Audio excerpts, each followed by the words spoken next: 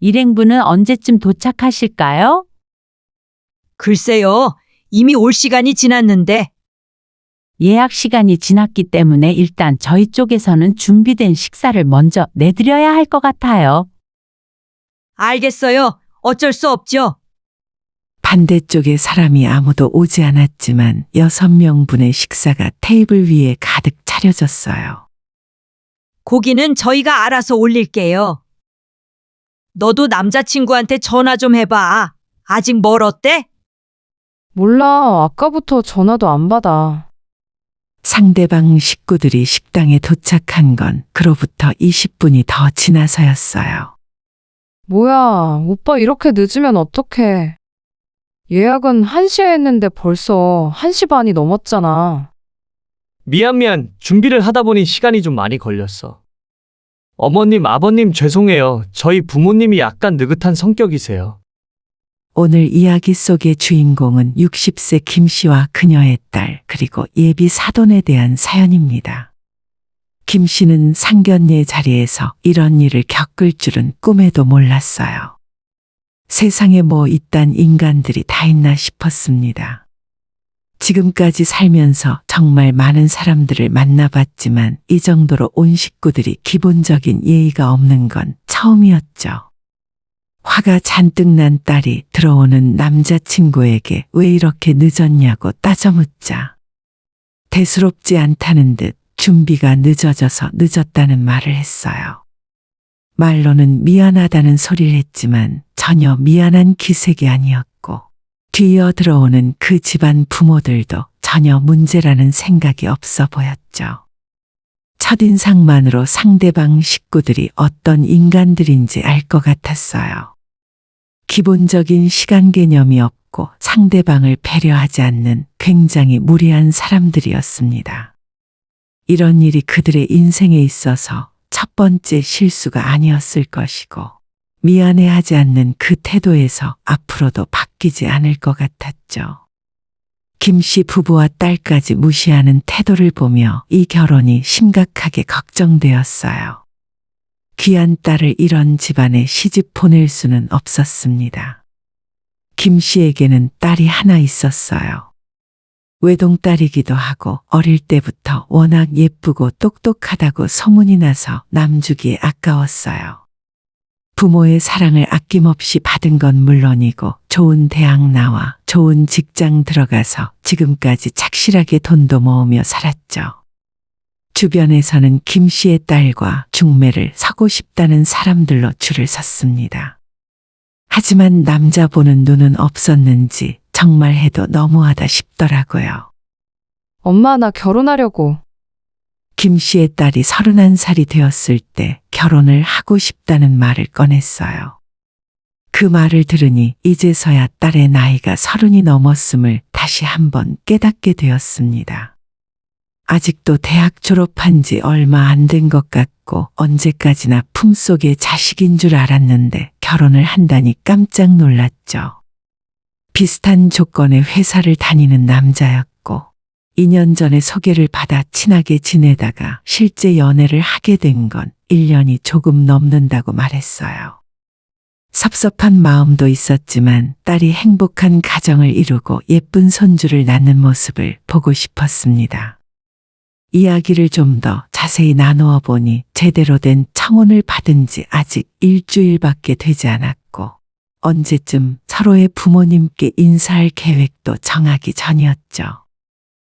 그럼 언제 결혼하고 싶은데? 올 가을쯤엔 해야 하지 않을까? 내년으로 넘기면 너무 오래 기다려야 하잖아. 너 결혼 준비 시작하면 반년은 금방 지나가. 진짜로 가을에 결혼할 생각이라면 빨리 양가 부모님 인사드리고 상견례 날짜부터 잡아야지. 딸은 그 전까진 한 번도 결혼에 대해 진지하게 생각해 본 적이 없어서 그런지 결혼 준비에 대해 너무 속편하게 생각하는 것 같았어요.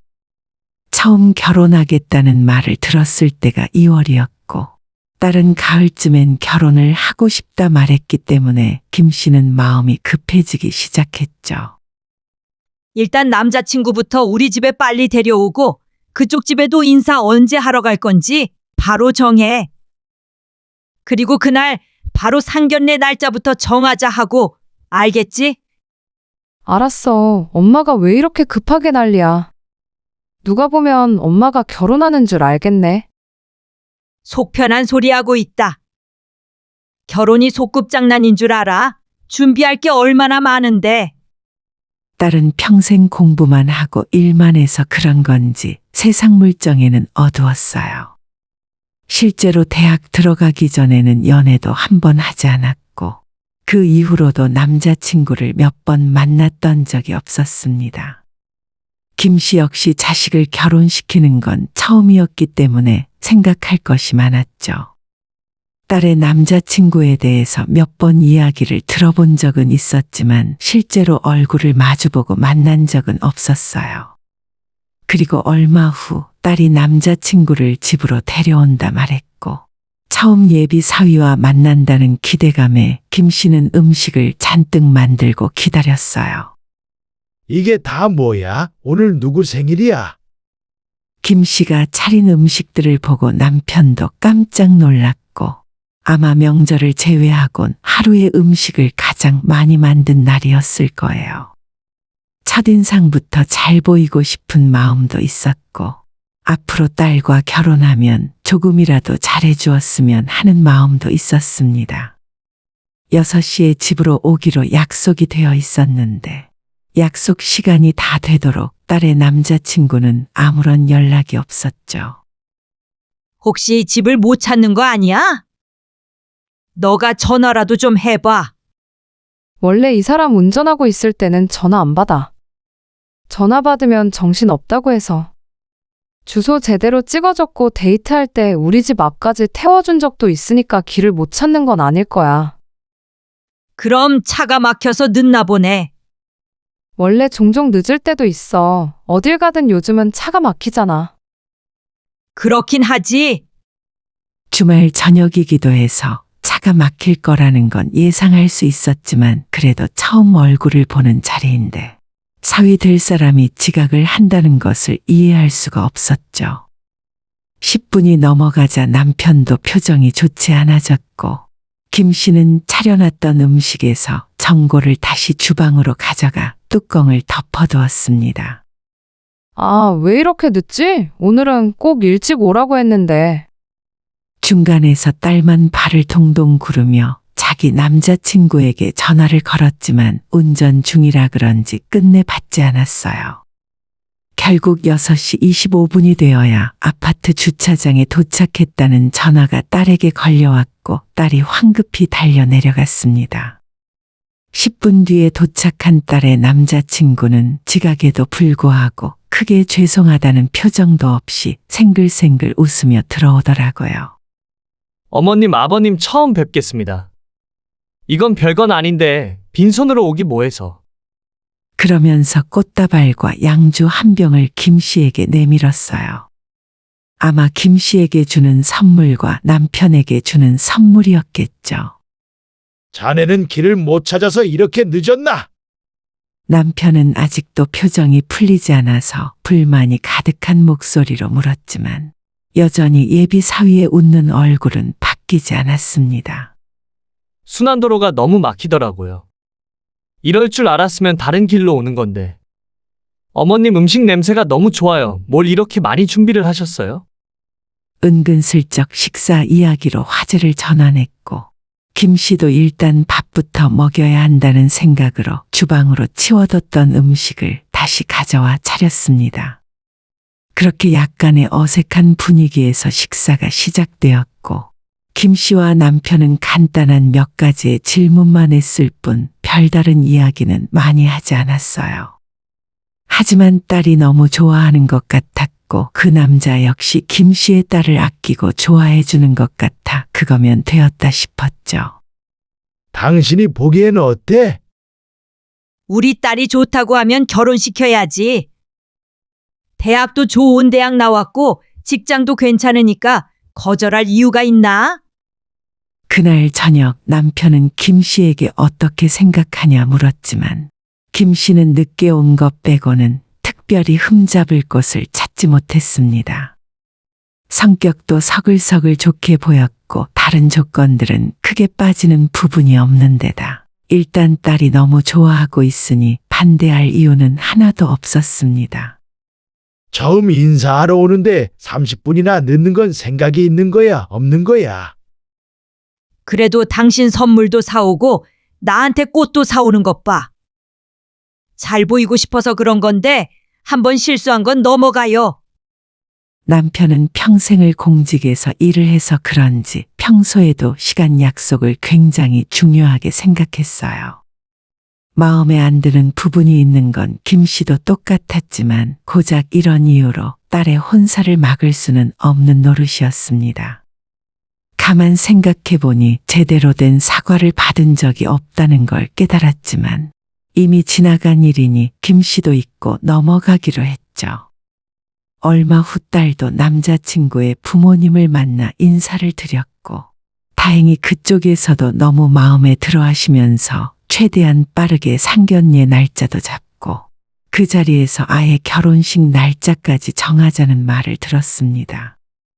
이렇게 정말 딸이 시집을 가는구나 하는 생각이 들었고 그때부터 김 씨는 남편과 함께 결혼 자금으로 얼마를 보태줘야 하나 고민을 하기 시작했죠. 부부는 노후 준비도 어느 정도 되어 있는 데다 하나뿐인 딸이라서 아낌없이 지원을 해줄 생각이었습니다. 그래도 상대방 쪽에서 어떻게 나오는지 먼저 확인을 하고 난 뒤에 본격적인 돈 이야기를 꺼내기로 마음을 먹었죠. 상대방 부모는 타 지역에서 살고 있었고 아들만 직장 때문에 상경을 시킨 모양이었습니다. 상견례 날짜가 정해지고 집에서 2시간이 넘게 걸리는 곳까지 김 씨의 식구들이 내려가기로 했어요. 결혼식은 서울에서 하는 대신 상견례는 내려와 줬으면 하는 것 같다는 딸의 말에 두말 없이 내려가기로 정했습니다. 주말에 왕복 4-5시간 운전이 쉬운 일은 아니었지만 그래도 처음 얼굴을 보는 자리니 신부 측에서 내려가는 것도 괜찮은 것 같았어요. 결혼식을 서울에서 하면 김 씨의 친척들이나 딸의 친구들도 오기 편하니 이래저래 상견례는 그쪽 집 근처로 가는 것이 맞겠다 생각했죠. 식당을 오후 1시에 예약을 했다면서 딸을 통해 장소를 알려주더라고요. 먼저 식당을 검색해보니 고급스러운 한우 고깃집이었는데 코스 메뉴도 있고 조용하게 룸도 따로 있어서 상견례 자리로 많이 이용하는 것 같았습니다. 장소도 괜찮았고 김 씨 부부는 오랜만에 지방을 내려가는 거라 조금 일찍 준비해서 먼저 내려가 그 지역을 구경하며 다닐 생각이었어요. 약속한 날이 되었고 아침 일찍 일어나서 출발을 하니 생각보다 내려오는 차가 많이 막히지 않아서 좋더라고요. 11시가 되기 전에 상대 부모가 사는 지역에 도착을 했고 세 식구는 예쁜 카페를 찾아 커피도 마시고 작은 박물관도 있어서 구경도 했습니다. 딸이 상견례를 하는 기쁜 날이었고 날씨가 너무 좋아서 더 좋은 날이었죠.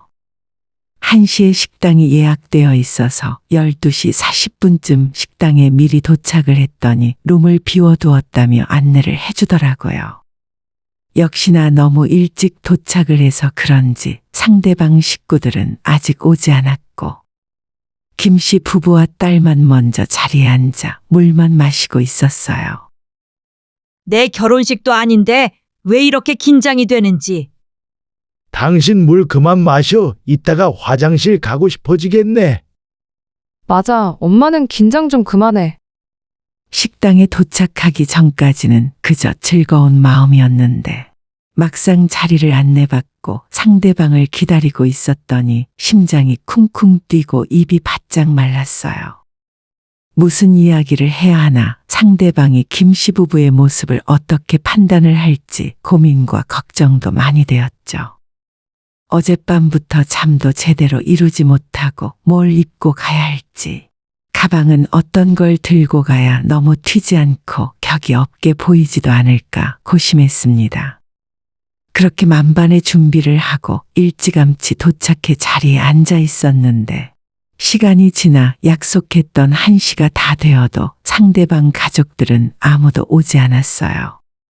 예전에 딸의 남자친구가 처음 인사하러 왔을 때도 시간 약속을 늦었기 때문에 이번만큼은 신경 써서 일찍 올 거라 생각했는데 보기 좋게 그 예상은 빗나가 버렸죠. 1시가 되자마자 직원이 문을 열고 들어와 나머지 분들은 언제쯤 도착하시냐 물었고 딸이 나서서 잠시만 더 기다려달라고 말했습니다. 남편은 예전에 일도 있고 해서 이미 표정이 굳어 있었는데 딸이 발을 동동 구르며 자기 남자친구에게 전화를 걸었지만 이번에도 받지 않았죠. 아니 요즘 자동차에서 전화를 하면 전부 운전 중에도 손을 놓지 않고 전화를 할 수 있는데 대체 왜 통화가 안 되는 건지 이해할 수 없었어요. 늦으면 좀 늦는다고 미리 말이라도 해주면 될 것을 한 번도 아니고 또다시 이러는 건 생활 습관이라고밖에 볼 수 없었습니다. 시간이 지날수록 분위기는 급격하게 어두워졌고 10분이 더 지나자 직원이 문을 열고 들어와 이제는 음식을 준비해드려도 되겠냐고 다시 한 번 물었어요. 저기 일행분은 언제쯤 도착하실까요? 글쎄요. 이미 올 시간이 지났는데 금방 올 거예요. 예약 시간이 지났기 때문에 일단 저희 쪽에서는 준비된 식사를 먼저 내드려야 할 것 같아요. 알겠어요. 어쩔 수 없죠. 반대쪽에 사람이 아무도 오지 않았지만 6명분의 식사가 테이블 위에 가득 차려지고 가운데 불판에는 숯까지 들어와 있었습니다. 고기는 저희가 알아서 올릴게요. 너도 남자친구한테 전화 좀 해봐. 아직 멀었대? 그 식당은 직원이 전부 고기를 구워주는 곳이었지만 김 씨는 그냥 알아서 하겠다며 직원을 내보냈어요. 몰라. 아까부터 전화도 안 받아.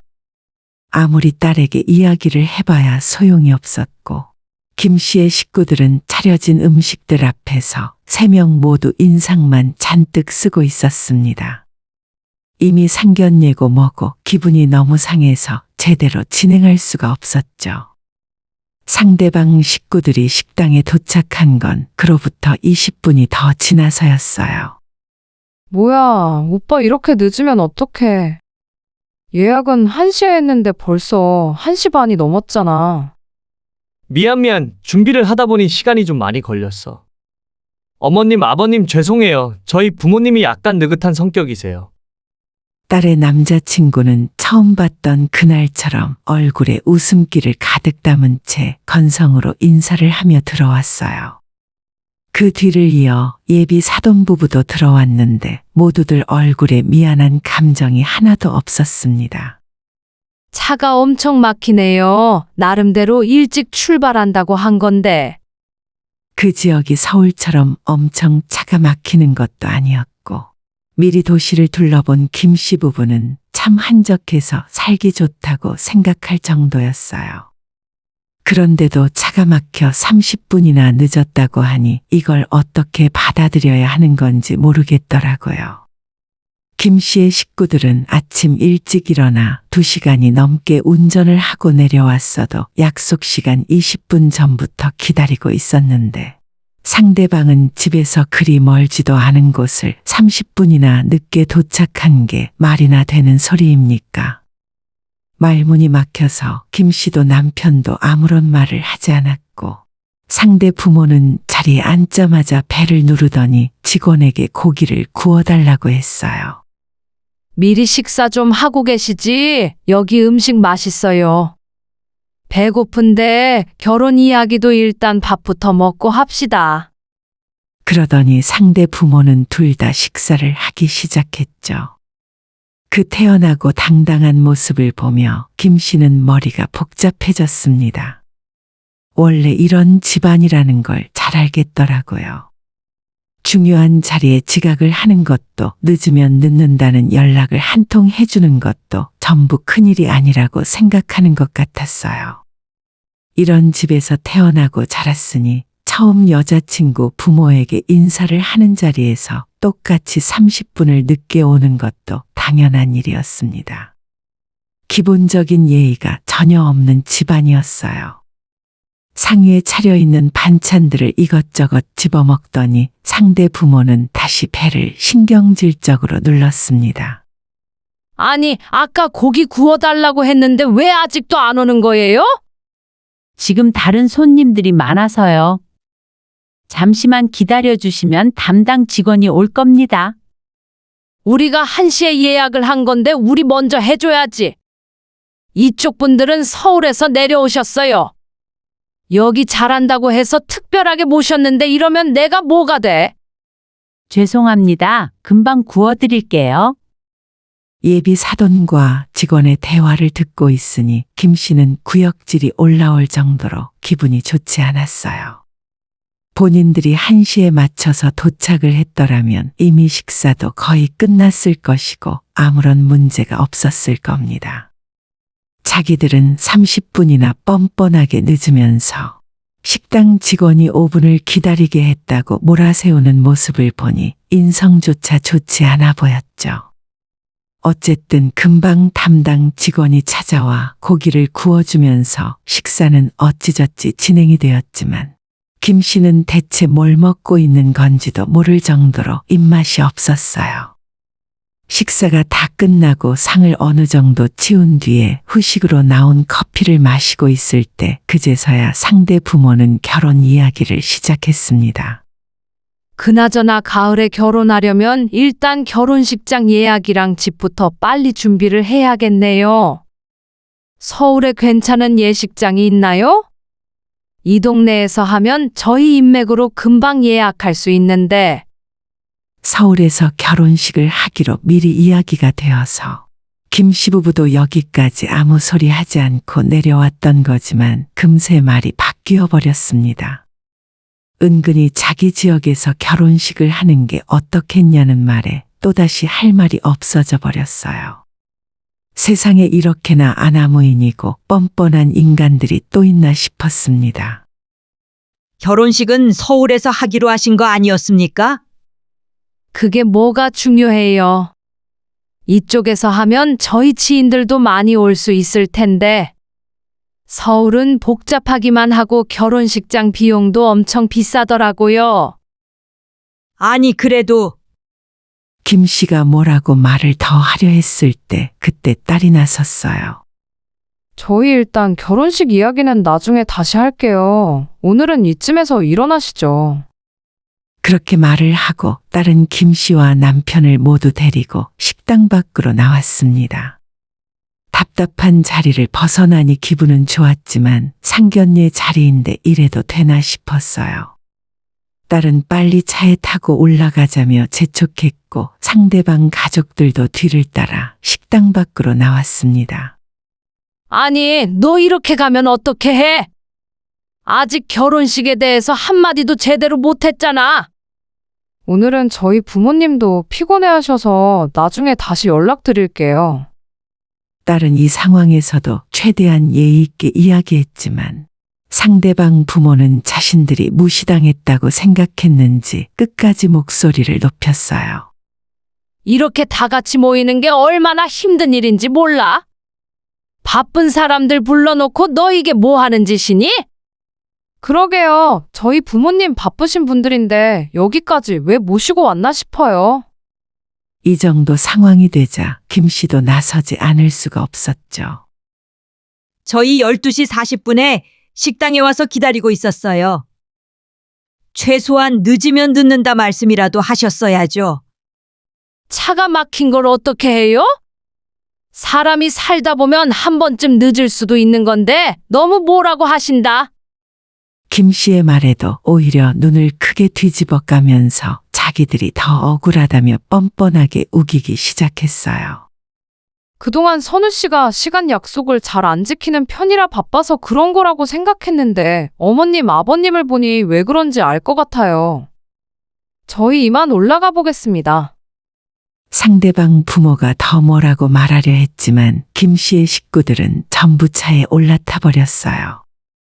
딸의 남자친구는 웃음기가 싹 가신 얼굴로 자기 부모 옆에 멀뚱하게 서 있기만 할 뿐 이 상황에서 아무런 말도 하지 못했습니다.